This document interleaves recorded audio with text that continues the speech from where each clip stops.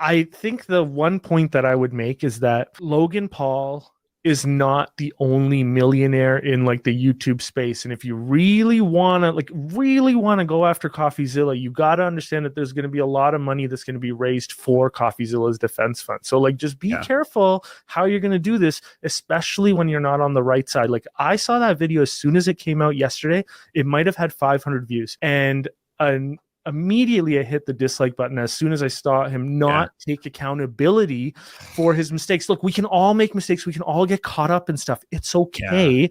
But so long as you recognize what you're doing wrong, take accountability. And like, can we be honest? NFTs were scammy from the beginning. There's a comic that you and I are both aware of. He talks about this on YouTube by the name of Danny Polishchuk. Danny he's affiliated with Ryan Long. They do like that podcast, and Danny talks about like how he bought up a lot of NFTs, right? And then on his channel he would say, listen, this is all scammy, we're all just trying to make money off each other, but at the end of the day, this is like just hot potato. We're just playing hot potato. It's not like it's not recognized that this stuff is garbage that you're trying to sell. So, you know, at the end of the day, it just comes down to you try to profit off of this scummy stuff, and you were sort of like dragged down because someone profited off of you as a result. Like you were associating with people that are not respectable. And I would say one of the important lessons I ever got was listening to a guy by the name of Warren Buffett. And I'm sure a lot of people are well aware of that guy, right? Yeah. And one of the things he said is, I never have to worry about who I work with because I choose to work with only like the best and most like righteous people. That's why the message on your channel resonates with me, because I'm sort of in that headspace as well, where it's like, I don't want to like associate with people that, you know, do I have to worry about sort of like, will they try and take advantage of me or whatever, right? Like, or do they walk the straight path? You know, I think life gets a lot easier when you only associate with people that focus on doing the right thing, and not necessarily using the word righteousness, but using the word like doing the right thing. It is, I think it is a big illusion. One of the things I found with these sinners is they don't end up being as profitable as they think. And think about the time of your life, and think about like, you have real people who love you, and you're going to do a scam on them. You're getting paid from WWE. You're getting paid from like, you have 5 legit avenues of money coming in. The podcast is killing it. And it's just like, these people just can't quit. It is very, he is like a very Trump kind of character, where you look at a guy like Trump too, where they do outwork everyone. Like, you look at a guy like Trump, and like, he's just like, he's tweeting all the time. Like, he's just engaged and active and like working his ass off, and other people just can't keep up a lot of times with him. Well, and then part of it is you kind of like have to love what you're doing. Like, when I started in investment banking, like in my early days, I guess I was on the research side. I couldn't keep up at the beginning because I needed to sleep at least 8 hours a day, right? Yeah. But the problem is when you start, there's such a uphill that you got to learn. And that guy's right. Spencer's his views did significantly drop because he had a very smart community, and they recognized that he was scamming. So what, we have a common friend who saw him in an airport, and he was telling this guy that like, channel's down. I'm moving away from scam because you can't call out scams and then not call out like your own friends buddies and they're cool dudes. But like, I get it, but that's such a classic like. Well, no one made this. Where they're just cooler. Then you're like, come on, Spencer, don't be a loser. Just say it's legit. And he's just, dude. I remember he actually was defending this other pickup artist, and the guy was such a mean guy. Like, he would put up like this pickup artist that I think Spencer like trained with him, and he was like, and the guy, his whole channel was, he would put up videos like he would dissing other pickup artists. Like, he'd be like, this guy says he's a pickup artist, but his wife is a 6. Gotcha. And he would show the pictures, everything. And Spencer's like defended him. He's like, no, man, the guy's banging 2 girls a week. Yeah, but like, how hard is it to bang 2 girls a week? Like, it's not that difficult. The more time you spend on, like, for me, like, I know you said you didn't have a lot of luck on Tinder. Go on Hinge, and I swear to God, like, when I was on Hinge, I actually met my wife on Hinge, but like, I was getting like 14 matches a week. It was insane. You have to like pick and choose who you want to go on dates with. Like, it's not that difficult, especially in a city like Toronto, you know. And I'm like not good looking, so you would do much better than I would. The point, you get. Let's be real, like a guy. Like, the problem is we go on a date and she can't see me because the light is reflecting off of the top of my head.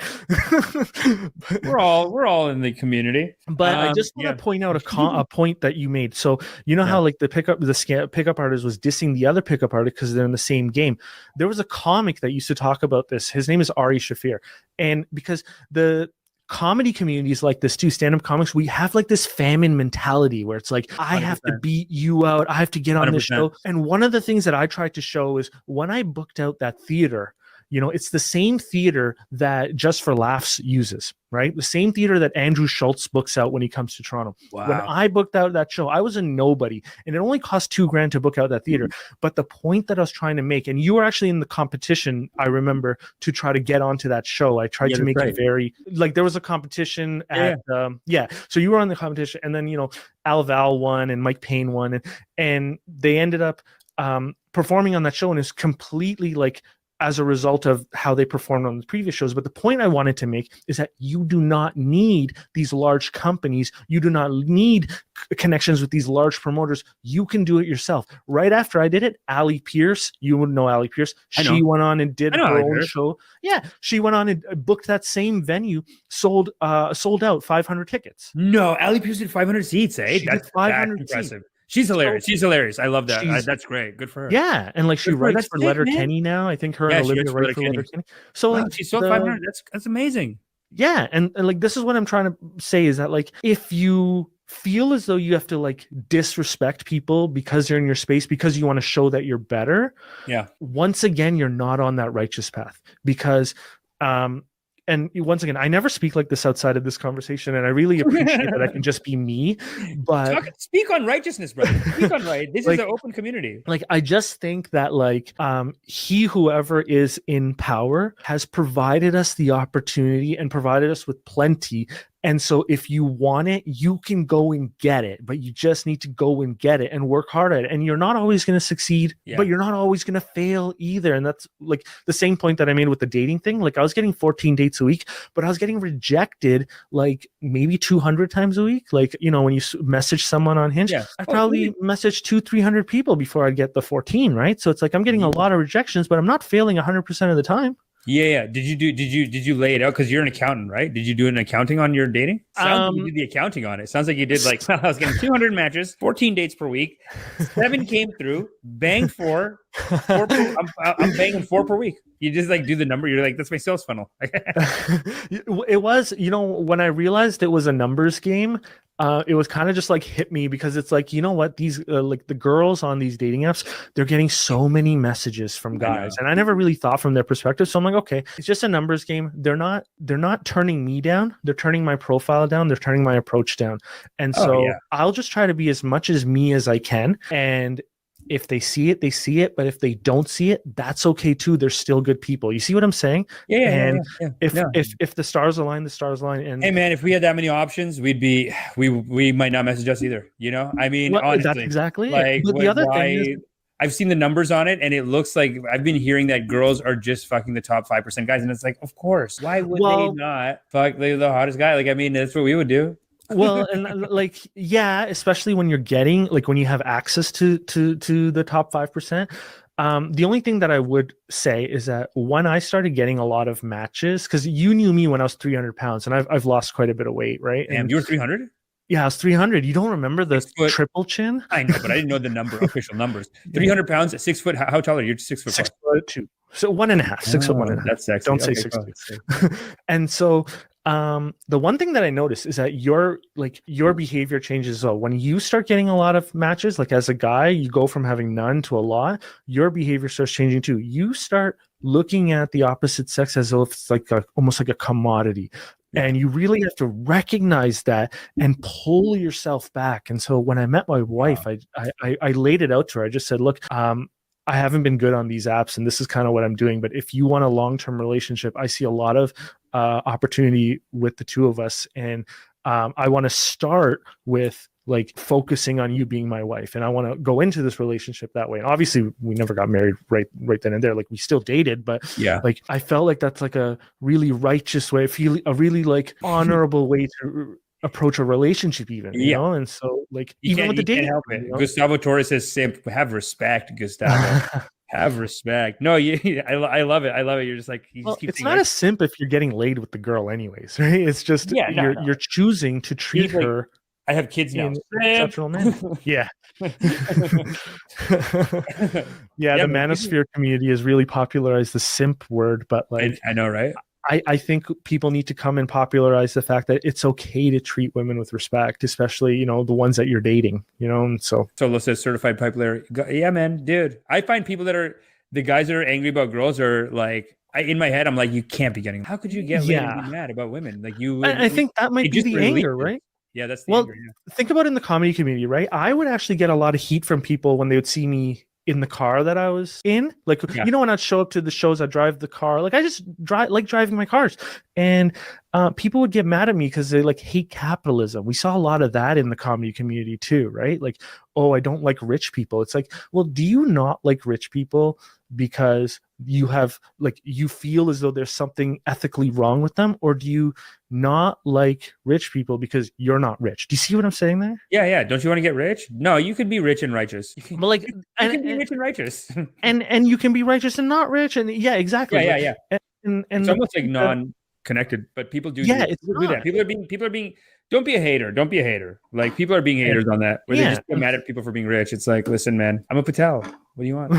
But it goes to your point about like those people who like hate on women. They're just not getting them. But you know, I would say that like maybe start with you, and like I won't mention the name, but sometimes, you know, there's a guy online who's very popular, and he says like, you know, just start with you. And he uses this example of like, you know, just make your bed first, right? Like fix your life. And when I first started dating, one of the things I did was I started seeing a therapist every day because I was coming off of a long-term relationship, right? And so I just started seeing a therapist right away. I didn't think anything was wrong with me, but it's like, well, what if there is, right? Let's find out. And then I also started seeing a trainer because I didn't think I was overweight, but then boy, oh boy, did I start feeling better when the weight started coming down. It's like, oh, this is what I really. You didn't think so, eh? I didn't think so because like when you're a bigger build, you just get away. You can just lie to yourself, eh? You're like, yeah, that's fine. But then the other thing is like there was this whole body positivity thing. So the body positivity. I knew you were gonna say it. The body positivity people got you. Have you seen the women who are like, you can eat donuts? Or it's like someone's about to eat a donut, like, don't eat that. It's a donut. It's like, yeah, you're right. Wait a minute. That's oppression to say that make you fat.